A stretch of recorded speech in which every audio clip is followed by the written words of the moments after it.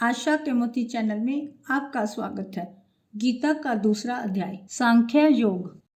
संजय बोले, हे धृतराष्ट्र, तब श्री कृष्ण दयायुक्त नेत्रों में आंसू भरकर व्याकुलचित अर्जुन से बोले, हे अर्जुन, अनर्थ के सेवन करने योग्य अपयश कारक नरक में गिरने वाला मोह इस समय तुम्हारे मन में कहाँ से आया? तुम कायर मत बनो, यह शोभा नहीं देता। तुम हृदय की दुर्बलता को त्याग कर युद्ध के निमित्त खड़े हो जाओ। अर्जुन ने कहा, हे मधुसूदन, मैं रण में पूज्य भीष्म और द्रोणाचार्य के ऊपर वान प्रहार कर कैसे युद्ध करूंगा? इस लोक में महात्मा गुरुजनों को ना सताकर भीख मांग भोजन करना उत्तम है, और अर्थ की कामना के लिए तो गुरुजनों को मारकर उनके रक्त से सने भोगों को भोगूंगा। हम नहीं जानते कि युद्ध में कौन जीतेगा। यदि हम जीत भी लेंगे तो भी जिनको मारकर हम जीवित रहना नहीं चाहते, वही धृतराष्ट्र के पुत्र हमारे सामने प्रस्तुत हैं। दीनता से मेरी स्वाभाविक वृत्ति नष्ट हो गई है और धर्म के विषय में मेरा चित्त मोहित हो गया है। मैं आपसे पूछता हूँ, जिससे निश्चय करके मेरा भला हो,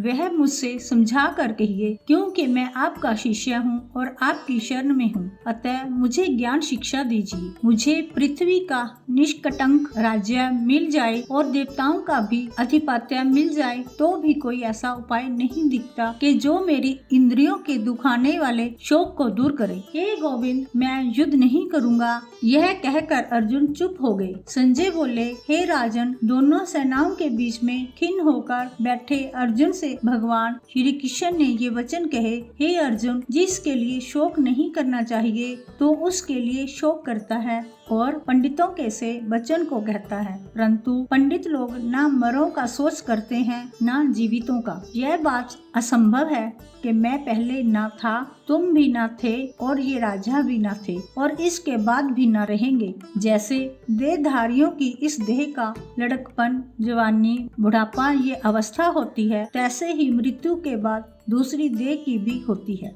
इसलिए पंडित लोग मोक्ष को प्राप्त नहीं होते।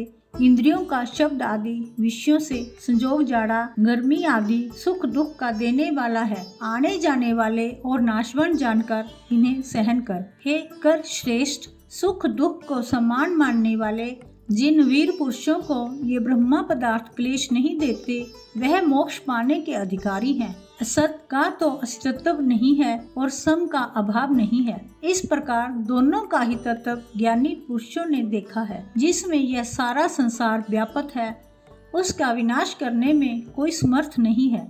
इस अविनाशी, अचिंत्य और नित्य जीव आत्मा के ये सब शरीर नाशवान है।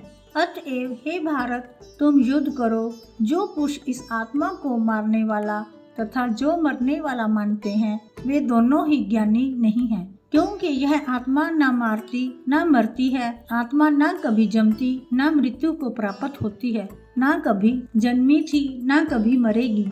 यह जन्मा नित्य, कभी न घटने बढ़ने वाली और सनातन है। नष्ट होने पर भी वह नाश को प्राप्त नहीं होती। जो पुरुष इस आत्मा को नित्य, अविनाशी, निर्विकार और अजन्मा जानता है, वह जिसको घात करावेगा और किसको मारेगा, जिस प्रकार मनुष्य पुराने वस्त्र फेंककर नया वस्त्र ग्रहण करता है, उसी प्रकार आत्मा पुरानी देह को छोड़कर नई देह धारण करती है। आत्मा को शास्त्र नहीं काट सकते, अग्नि जला नहीं सकती, जल भिगो नहीं सकता, न भीग या गल सकती है और न सूख सकती है। यह अविनाशी, सर्वव्यापी, स्थिर, अचल और सनातन है। यह इंद्रियों से जाना नहीं जा सकता। यह कल्पना से भी परे है और इनमें हेर फेर नहीं हो सकता। इसलिए ऐसा जानते हुए तुम्हें शोक करना उचित नहीं है। महाबाहो, यदि तुम इस आत्मा को नित्य जन्म लेने वाला मानते हो तो शोक नहीं करना चाहिए, क्योंकि जो जन्मा है उसकी मृत्यु है और जिसकी मृत्यु हुई है उसका जन्म होना निश्चित है। अतः जो बात अनिवार्य है उसके लिए सोच करना व्यर्थ है। जन्म लेने से पहले क्या था किसी को मालूम नहीं। मध्य में कुछ प्रकट होता है, फिर मरने से पीछे क्या होगा कोई नहीं जानता। ऐसी दशा में किसी बात का सोच करना क्या तुमको उचित है? कोई मनुष्य तो इस आत्मा को आश्चर्य से देखता है, आश्चर्यवत वर्णन करता है, कोई आश्चर्यवत मान कर सुनता है, परंतु कोई देख कह वह सुनकर भी भली प्रकार नहीं जानता है सबके शरीर में यह आत्मा नित्य अविनाशी है। अतः सब प्राणियों के लिए तुमको सोच करना उचित नहीं, अपने धर्म को भी सोचकर घबराना उचित नहीं है, क्योंकि क्षत्रियों को धर्म पूर्वक युद्ध से बड़ा और कुछ भला करने वाला नहीं है। हे पार्थ, बिना इच्छा किए स्वर्ग का द्वारूप युद्ध तुमको स्वतः प्राप्त हुआ है। ऐसा सुअवसर भाग्यवान क्षत्रिय को ही मिलता है। यदि तुम अपने धर्म के अनुसार इस संग्राम को न करोगे तो अपना धर्म और बड़ाई खो बैठोगे और पाप को प्राप्त होंगे। सब लोग सदा तुम्हारी अपकीर्ति करेंगे और प्रतिष्ठा वाले पुरुषों के लिए अपयश का होना मृत्यु से भी बढ़कर है। हे महारथी, समझेंगे कि अर्जुन डर कर संग्राम से हट गया और तब जो लोग तुम्हारे पराक्रम की निंदा करते हुए अनेक तरह के दुर्वचन कहेंगे, इससे बढ़कर दुख तुमको क्या होगा। यदि युद्ध में नष्ट हो गए तो स्वर्ग के भागी होंगे, जीतने पर पृथ्वी का राज्य करोगे। इसलिए युद्ध के निमित्त दृढ़ प्रतिज्ञा होकर खड़े हो जाओ। सुख दुख, लाभ हानि, जय पराजय, इन सबको समान समझकर युद्ध के लिए तैयार हो जाओ। ऐसा करने से तुम पाप को प्राप्त नहीं होंगे। हे पार्थ, यह ज्ञान उपदेश ज्ञान योग के विषय में तुझसे कहा गया। अब निष्काम कर्म योग के विषय में सुनो। जिस ज्ञान को पाकर कर्म बंधन से तेरी मुक्ति होगी। कर्म योग मार्ग में एक बार प्रारंभ किए कर्म का नाश नहीं होता और विघ्न पड़ने पर भी शुभ फल तथा इस कर्म का केवल प्रारंभ ही संसार के भय से छुड़ाकर पूर्ण ब्रह्मा प्राप्त कराता है। निश्चय करने वाली बुद्धि इस निष्काम कर्म में एक ही कामना वाले पुरुषों की बुद्धि एकाग्र नहीं रहती, उसकी शाखा प्रशाखाएं होती हैं। ऐसी दशा में मनुष्य संदेह में रह जाता है। स्वर्ग सुख को ही जो उत्तम पुरुषार्थ समझते हैं, उनका कामनाओं से चित्त व्याकुल होने के कारण निश्चयात्मक बुद्धि से मोक्ष साधना उत्पन्न नहीं होती, कारण के उनका चित्त भोग आदि में सदैव निमग्न रहता है। जिन मनुष्यों का चित्त इस प्रकार मोह में लिप्त है और जिनकी आसक्ति भोग विलास और ऐश्वर्य में है, ऐसे पुरुषों के अंतःकरण में निश्चयात्मक बुद्धि नहीं होती है। हे अर्जुन, वेद त्रिगुणात्मक है, तुम निष्काम हो जाओ। सुख दुख को समान जानकर नित्य क्षेम आदि स्वार्थों में न पड़कर धीरजवान और आत्मनिष्ठ हो। तुमको केवल कर्म करना चाहिए, तुम्हारे अधिकार में फल नहीं। तुम ना तो फल की अभिलाषा में काम करो और ना निकम्मे ही रहो। फल की आशा त्याग कर कर्म की सफलता व असफलता को समान समझकर तुम योगस्थ होकर कर्म करो। फल की इच्छा रखने वाले निकृष्ट होते हैं।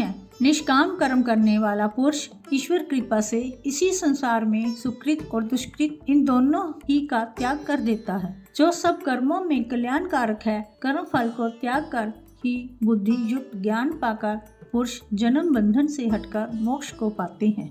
जब तुम्हारी बुद्धि मोहवन के बाहर निकल जाएगी, तब तुम्हारा मन आगे होने वाली तथा हुई बातों से विरक्त हो जाएगा। नेक श्रुति स्मृतियों के वचनों को सुनने से तुम्हारी बुद्धि भ्रमित हो गई है। जिस समय वह निश्चल होकर आत्मा में स्थित होगी, तभी उसको तत्व ज्ञान प्राप्त होगा। अर्जुन ने पूछा, हे केशव, आत्मा स्वरूप में निश्चल बुद्धि वाला किसको कहा है? उनके लक्षण क्या हैं? श्री कृष्ण जी बोले, हे अर्जुन, जो महापुरुष मन की सब कामनाओं को त्याग देता है और अपने आप ही से प्रसन्न रहता है, उसको निश्चल बुद्धि वाला कहते हैं। दुख में जिसके मन में खेद नहीं होता और सुख में जिसको आसक्ति नहीं होती तथा प्रीति भय क्रोध जिसके जाते रहते हैं, वह महात्मा स्थिर बुद्धि वाला मुनि कहलाता है। जो सर्वत्र स्नेह करता है, जो शुभ पदार्थ प्राप्त होने पर हर्ष नहीं करता, अशुभ से अप्रसन्न नहीं होता, उसी को स्थिर बुद्धि जानना चाहिए। और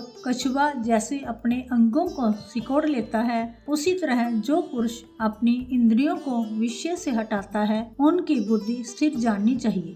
हे अर्जुन, मोक्ष का प्रयत्न करने वाले विद्वान व्यक्ति को भी प्रबल इंद्रियां उसके मन को जीत लेती हैं। इसलिए सब इंद्रियों को विषयों से रोकें, मेरे विषय तत्पर हो जावें। जिसने इंद्रियों को वश में कर लिया है, उसकी बुद्धि निश्चल है। जो पुरुष विषयों के ध्यान में रहता है, उसमें उसकी प्राप्ति हो जाती है। प्राप्ति से कामना होती है, इच्छा के पूर्ण न होने से क्रोध से अविवेक होता है, अविवेक से स्मरण शक्ति के नष्ट होने से बुद्धि क्षय हो जाती है। जिसकी बुद्धि का नाश हुआ वह विनाश को प्राप्त होता है। जो पुरुष राग द्वेष से रहित हो इंद्रियों के विषय सुख का अनुभव करता है और अपने मन को वश में रखता है, वह शांति को प्राप्त होता है।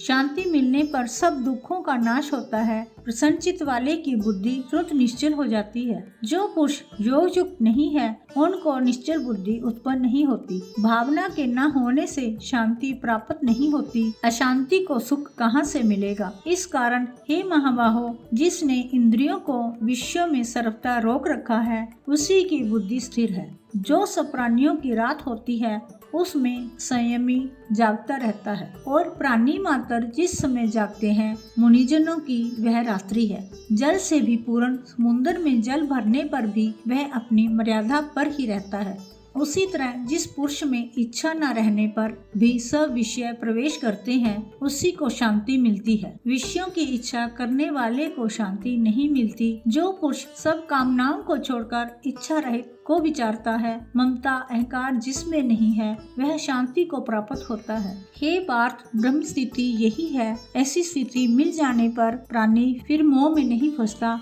और अंत समय में निवारण ब्रह्म प्राप्त होता है। जय श्री कृष्ण।